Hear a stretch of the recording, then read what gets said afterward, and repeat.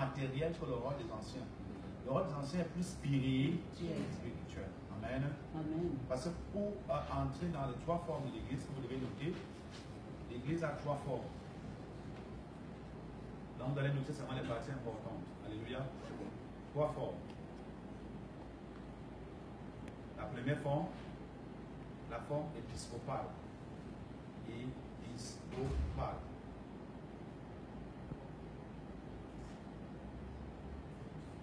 Dès que vous mettez forme épiscopale, vous arrêtez d'écrire d'abord. Ok? On va être discret. Qu'est-ce que la forme épiscopale? La forme épiscopale, c'est une église dont le leader a pris la place de Dieu. Ok? A pris la place de Dieu. Toutes les décisions de ce ministère ne sont que prises par lui seul. Vous avez par exemple l'exemple de qui? Du Vatican, non? L'église catholique. Donc, quand l'église catholique du Vatican, sous la décision du pape, dit que ce dimanche, 5 août, ou 5 août 2018, tous les messages seront sur l'amour est bien. Ça veut dire que dans tout le monde entier, c'est le même message qui est prêché partout. Vous comprenez? C'est la forme épiscopale. Ça veut dire qu'on a mis Dieu de côté. C'est l'homme qui décide. On ne consulte pas le Saint-Esprit. Même les pasteurs, peu importe le pays où tu es, tu n'as pas le droit de prêcher le contraire de ce que le Vatican a décidé. C'est la forme épiscopale. On fait allusion à l'église catholique. Amen. La deuxième forme, vous écrivez la forme presbytérienne. Vous connaissez la forme là, non? Voilà. Presbytérienne.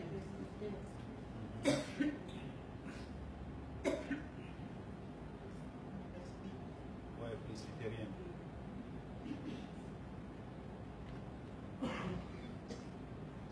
Ceux qui ne savent pas très bien écrire, vous pouvez recopier chez les autres après. En fait, ceux qui ne savent pas écrire, plus vite quoi. La forme presbytérienne, je m'explique, c'est la forme dont l'autorité de l'église locale ne dépend pas du pasteur, mais des anciens. Ce qui veut dire qu'il y a des choses que le pasteur peut faire, mais toutes les grandes décisions de l'église sont prises par des anciens. Et c'est un très grand péché. Comme la première forme aussi, c'est aussi un péché, parce que si le Saint-Esprit est mis de côté, et que c'est l'homme qui est mis à la tête, c'est un péché. C'est l'abomination. Donc la forme presbytérienne, vous connaissez les églises presbytériennes, non? Ici au Gabon, vous avez aussi ça? Voilà. Voilà, l'église presbytérienne protestante, ça vient de Martin Luther King. Celui-là qui était moine catholique et qui est passé à la réforme, vous connaissez l'histoire, non? Voilà. Donc regardez donc l'église presbytérienne, on dit par exemple que, et c'est un mauvais système, le leader de l'église qui a choisi les anciens, qui les a établis, c'est le pasteur, non? C'est le pasteur Épiphane, non? Mais comment est-ce que ça peut être possible que l'homme de Dieu te choisit selon la direction du Saint-Esprit? Il t'établit. Mais quelque temps après, on dit que c'est toi qui es maintenant au-dessus de lui. Donc c'est l'ancien maintenant qui décide et le pasteur suit. Ça fait que dans l'église presbytérienne, quand les anciens décident que tel pasteur, on va t'enlever ici là, il suffit seulement d'écrire à la direction, on prend compte de leur décision. Et on affecte le pasteur ailleurs. Or, le pasteur qu'on est en train d'affecter ailleurs, c'est ce pasteur qui les avait ordonnés. Ça, c'est la forme presbytérienne. Maintenant, la troisième forme, c'est la forme fédérale. Fédérale. D'où viennent donc les églises évangéliques réveillées, les panthéistes, bouddhistes, tout ce qui est réveillé là. Ils sont donc sous la direction de la forme fédérale. Pourquoi fédérale?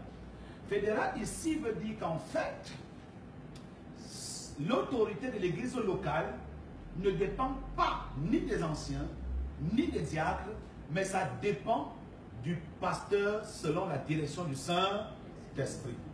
C'est-à-dire que le pasteur, il consulte le Saint-Esprit, il s'entend avec le Saint-Esprit et il informe au peuple et toute l'assemblée exécute. Ça, c'est donc la forme fédérale. Ok? Ce sont des termes que chacun doit maîtriser pour que ça ne nous surprenne pas demain après-demain quelque part. Voilà, donc si on te pose la question quelque part que l'église en elle-même a combien de formes? Les formes, il faut noter que quand on parle de forme, on ne fait pas allusion aux parties de l'église. Parce que les parties de l'église entrent d'ici dans la décentralisation des départements. Amen. Quand si quelqu'un te pose la question, quelles sont les parties de l'église dans votre église, il y a combien de parties? Il est en train de faire partie, il veut faire parler de départements. Mais la forme, c'est une vision, c'est une qualité de ministère. C'est un type de ministère. Alléluia. Mais les parties ont fait allusion au département. Comme ici, il y a le département des Samaritains, il y a le département d'intercession. C'est ça, non? Il y a le département de chant. Oui, il y a le département Tabitha, donc le mouvement des femmes, c'est ça? Il y a le département des hommes. Ça, c'est la décentralisation. Alléluia. Et je vais vous montrer pourquoi. On va aller dans la Bible. On voit un peu Nombre chapitre 11. Et c'est ce que le Seigneur aime. Alléluia. C'est l'église qui plaît au Seigneur. Nombre chapitre 11, le verset 16 au verset 17.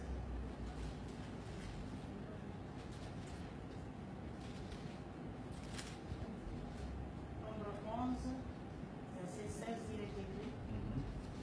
L'Éternel dit à Moïse, oui. Assemble auprès de moi 70 hommes des anciens d'Israël, de ceux que tu connais comme anciens du peuple, et ayant autorité sur lui. Amène-les à la tente d'assignation et qu'ils s'y présentent avec toi. Yes. Je descendrai et là je te parlerai. Je prendrai de l'esprit qui est sur toi et je le mettrai sur eux afin qu'ils portent avec toi la charge du peuple et que tu ne la portes pas à toi seul. Alléluia. Amen. Voilà, à cause de ce contexte, et c'est depuis ce contexte, alléluia, que l'Église a eu ce qu'on appelle les répartitions ou les départements. Moïse est le premier pasteur de la Bible. Il a une église qui a plus de 2000 filles fidèles. Alors, son beau-père, Jéthro, vient vers lui et lui fait comprendre que à la lui où vont les choses, alléluia, toi, le pasteur Épiphane, tu ne peux pas tout faire seul. Nous sommes d'accord? Choisis au milieu du peuple des hommes vaillants, sans défaut, alléluia, et amène-les dans la tente d'assignation. Présente-toi avec eux. Moi, l'Éternel, je vais descendre. Je prendrai de l'esprit que j'ai mis en toi. Alléluia. Amen. Et je mettrai sur eux. Ce mystère est très profond. Regardez, dans le plan scientifique humain, on parle des ADN. Alors, quand on va reconnaître si l'enfant A est vraiment le fils de monsieur B, on passe au test d'ADN. On retrouve les cellules là et puis on confirme que ça c'est vraiment son père. Alors, dans le plan spirituel aussi, voilà le procédé. Quand je vous donne un père spirituel, donc le pasteur principal de l'église, Dieu dépose sur lui une vision. En déposant sur lui une vision, l'Éternel donne la force de l'accomplissement qui est l'esprit de la vision. Parce que si la vision n'est pas assistée par l'esprit de la vision, qui est le Saint-Esprit ou l'onction de Dieu, alléluia, cette vision ne peut pas réussir. Il faut une force spirituelle ou surnaturelle qui vient du Dieu qui t'a donné la vision. C'est pourquoi la Bible dit que quand il donne la vision, il donne la provision. La provision n'est pas seulement matérielle comme on pense là, mais la provision d'abord spirituelle, parce que la vision aussi est spirituelle. Alors, il dépose sur le pasteur ou sur l'homme de Dieu qui est le leader de l'église. Et quand il dépose sur l'homme de Dieu qui est le leader de l'église, l'esprit que Dieu met en lui, c'est l'esprit là qui doit partager avec tous ses serviteurs. Ça fait que les enfants de ce papa spirituel finiront plus tard à faire des choses comme leur père. Amen. Oh, tu n'as pas dit amen. Amen. Pourquoi? Parce que le même esprit que Dieu a placé dans le papa, c'est le même esprit que Dieu lui-même vient reprendre et mettre sur le fils pour qu'il y ait la coloration. Amen. Amen. Pour qu'il y ait ce qu'on appelle l'identification. pour qu'il y ait ce qu'on appelle la transmission.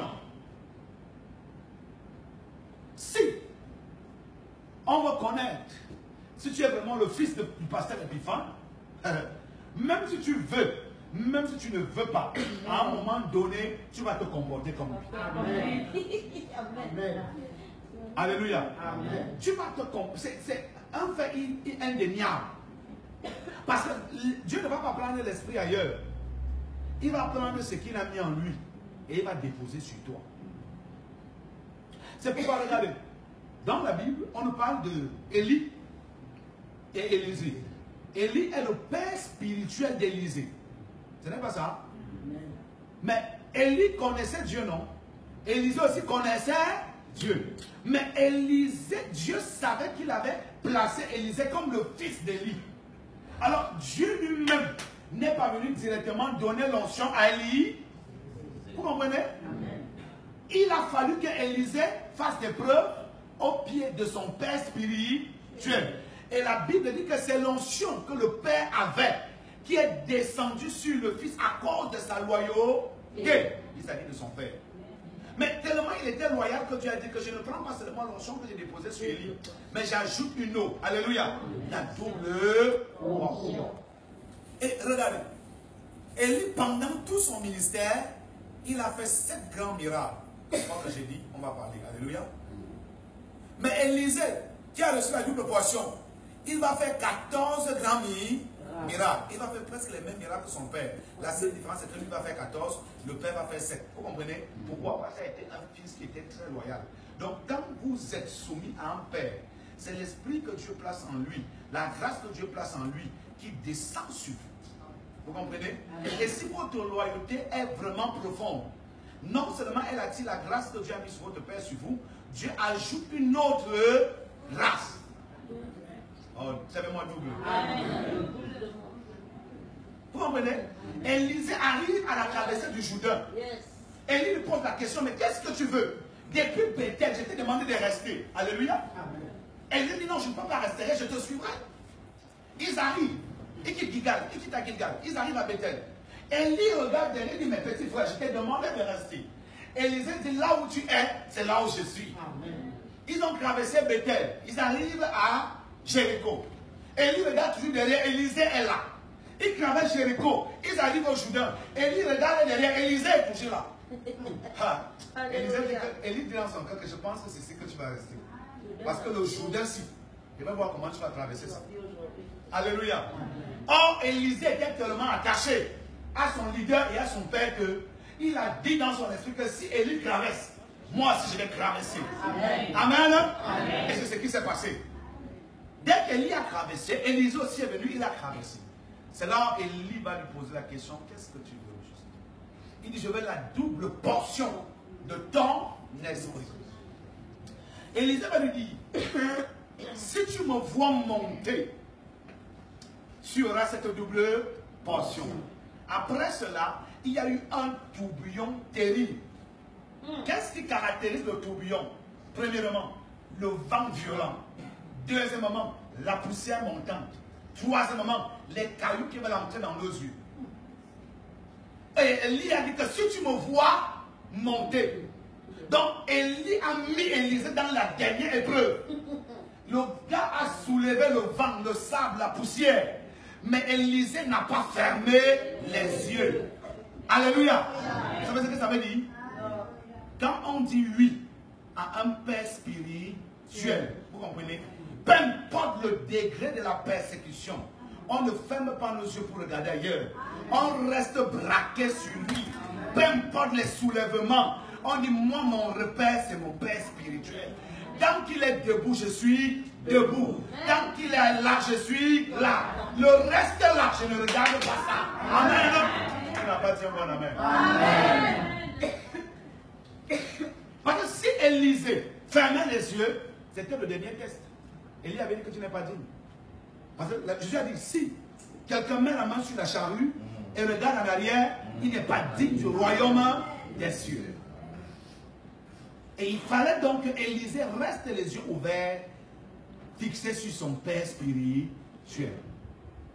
Et à un moment donné, la Bible dit que quand ils arrivent à Bethel, Les fils des prophètes disent à Élisée, est-ce que tu sais qu'aujourd'hui l'Éternel va enlever ton leader? Il dit, je sais, mais taisez-vous. Vous savez ce que cela veut dire dans le plan spirituel? Lorsqu'on fait le cours sur la loyauté et sur le leadership, cela veut dire qu'en fait, quand vous avez dit oui, votre oui doit être oui. Quand tu dis oui à l'appel de Dieu, oui à une vision qui est sous un homme de Dieu, oui à une assemblée, peu importe ce que les gens vont te raconter contre cette assemblée, contre le leader, tu dois fermer tes oreilles. Amen. Amen. Amen. C'est ça la force de la loyauté. Et c'est là la base du ministère. Parce que je vais vous dire une vérité. Si dans la base du ministère, tu as dit oui à un père spirituel et que tu te sépares avec lui dans une vision dichotomique, je parle ici de la division, amen, il sera difficile d'émerger pour 3 raisons. Numéro 1, n'oublie pas que l'esprit qui est en toi, tu l'as reçu de lui. Amen. Alléluia. Amen. Donc, s'il reste un peu choqué au-dedans de lui, à cause de ton attitude, l'esprit que Dieu a placé en lui est directement informé que mon serviteur est agressé à cause de tel ou à tel ou tel. Amen. Alors le même esprit que Dieu a placé en lui qui vient en toi, qui te dirige, sera aussi frustré et ça ne peut plus produire les bénédictions. C'est pourquoi beaucoup de personnes qui se détachent de leur père spirituel dans cet esprit de rivalité, de division, n'arrivent pas à percer dans le ministère. Amen. Ils partent même ailleurs chercher l'onction chez Tibi Joshua à gauche, à droite. Malgré ça, rien ne marche. Amen. Parce que l'esprit de la base est frustré. Alors, Dieu connaît la séparation, mais Dieu ne connaît pas la division. L'auteur de la division, c'est Lucifer, le diable. Diable vient du mot grec, diabolos, qui veut dire le diviseur. Vous comprenez? Donc, il est spécialisé à engager les divisions dans les ministères parce qu'il sait que quand la division réussit, il y a un certain nombre de personnes qui vont souffrir. Quand on parle dans la séparation est un mouvement qui vient de Dieu. Mais l'avantage avec la séparation, c'est que le Père te bénit. Amen. Et te dit, mon fils, je t'ai donné tout ce qui peut t'aider. Va aussi te battre ailleurs. Amen. Amen. Amen. Et il ne le fait pas dans la chambre. Il ne le fait pas dans le couloir. Il ne le fait pas dans un bureau. Parce qu'il t'est élevé devant tout le peuple, il doit le faire aussi devant tout le monde. Amen. S'il accepte de le faire dans ta chambre, ça veut dire qu'il ne t'a pas béni. Parce que l'enfant qui sort de la maison de son père en passant par la fenêtre est un voleur. Alléluia. Amen. Amen. Nous sommes ensemble? Amen. Donc, c'est la vision principale, la vision de base, où tout le monde doit s'identifier. Vous avez tous lu et vous pouvez relire ce passage. Non, Dieu n'a pas pris un autre esprit pour mettre sur les 70 que Moïse avait choisi. Vous comprenez? Est-ce que Dieu est fou? Non. Dieu est le Dieu des principes. Et quand lui met ses principes, il est le premier à les obéir. Amen. Alléluia. Donc quand quelqu'un va venir te donner la révélation, non, Dieu m'a dit de partir. Attends. Dieu ne peut pas. Attends. Oh my God. Quand le président veut parler à un ministre, est-ce qu'il passe par le sous-prophète? Il ne peut pas passer par le sous-prophète. Si Dieu veut déjà te libérer, il va parler à son serviteur. Et son serviteur va avoir des signes indicateurs. Et c'est à base de ces signes qu'il va comprendre que le Seigneur veut que je libère mon enfant. Alléluia. Et il va le faire en public. Quand tu sors de là, tu sors avec toute la grâce et toute l'assurance. Et tu gardes le lien de la communion spirituelle. De temps en temps, tu viens à la source. Amen. Tu viens saluer le Père. Tu as des présents, tu passes parce que la bénédiction se multiplie. Beaucoup de ministères que vous voyez qui tournent sur place, c'est parce qu'ils ont fauché ce principe de base. Parce que si tu as raté la fondation d'une maison, la maison ne peut pas. Parce que la capacité et l'endurance d'un immeuble ou d'une maison dépend de la capacité de la fondation. On ne peut pas prendre une fondation qui est faite pour une maison à 4 chambres, on utilise cette fondation pour un immeuble à 3 niveaux. Mais ça va tuer les gens. Hein? Alors, vous avez une fondation spirituelle que vous devez avoir. Et il faut une fondation spirituelle bien solide. Numéro 1, rester attaché à son visionnaire, son leader ou son père.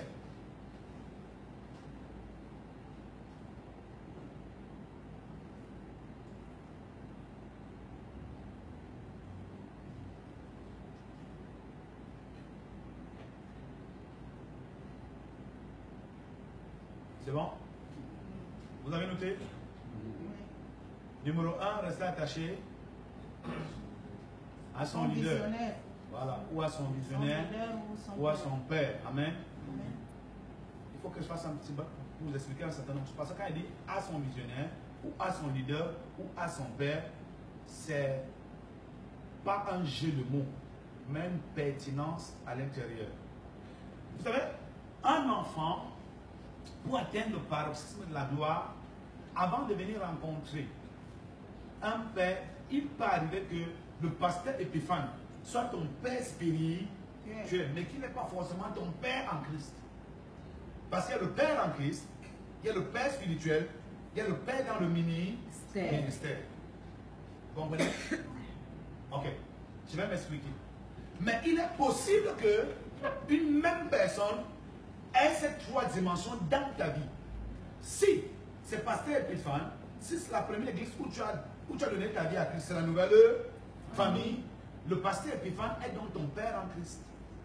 C'est lui qui t'a amené à confesser Jésus comme Seigneur et Sauveur. Nous sommes d'accord? Amen. Ça peut également être que papa Benoît t'a prêché l'évangile. Tu es né de nouveau. C'est lui ton père en Christ. Quand il t'amène à la grande assemblée, maintenant tu es soumis au père spirituel qui a la vision de l'église. Amen. Amen. Mais si tu as reçu Christ ailleurs, tu viens ici. Là où tu as reçu Christ, c'est là-bas qu'il y a ton père en Christ. Quand tu arrives ici, tu viens là où on peut t'enseigner pour grandir. Là, tu entres en contact avec ton père spirituel. Parce que le père en Christ, son objectif, c'est de t'amener à la nouvelle naissance. Maintenant, le père spirituel, c'est celui qui te donne un enseignement qui t'amène à la maturité. Alléluia. Amen. Maintenant, le père en Christ, c'est celui qui, le père dans le ministère, autant pour moi, c'est celui qui t'amène à découvrir que tu es appelé. Amen. Et que tu dois servir Dieu. Par exemple, il y a des gens ici dont je suis convaincu que le pasteur, le principal pasteur de ce ministère est leur père en Christ, leur père spirituel et même leur père dans le ministère. Parce qu'il a découvert ton appel, il t'a amené à comprendre qu'on peut te consacrer ancien. Alléluia. Alors il est le père du ministère. Vous comprenez? Je ne sais pas si je m'explique bien. Voilà. Donc, sinon, ça peut également arriver que tu as eu un père en Christ ailleurs et Dieu, voyant que ton père en Christ n'avait pas le niveau exact, Dieu t'a amené chez un autre père spirituel qui avait le niveau qu'il te fallait déjà. Parce qu'à chaque étape, il y a une dimension que Dieu veut t'amener. Alors, il y a des hommes de Dieu, comme votre leader, que le Seigneur peut doter toutes les facultés. Alléluia. Même s'il n'a pas toutes les facultés en plénitude, mais Dieu peut faire qu'il travaille avec des gens qui viennent compléter les facultés qu'il a. Amen. Parce que nous fonctionnons aussi dans ce qu'on appelle la collaboration. Dis à ton voisin collaboration. Amen. Voilà. Et ça fait que peut-être un homme de Dieu peut venir du Bénin, il arrive ici, il déniche que tu as un ministère. Il révèle à son collègue que telle personne a un ministère pastoral, il faut rester le consacré. Amen. Cela veut dire que dans l'église où tu es, Dieu a permis que ce père spirituel soit également ton père en Christ. Parce que c'est lui qui t'a ordonné, non? Qui vous a versé l'onction? C'est lui, non? C'est votre père dans le ministère. Alléluia. Si c'est que c'est lui qui t'a amené à confesser Christ, c'est ton père si c'est que c'est lui qui t'a amené dans la maturité, c'est ton père spirituel. C'est lui qui t'a amené dans le ministère, c'est ton père dans le ministère. Ok, alléluia. Ça va bien?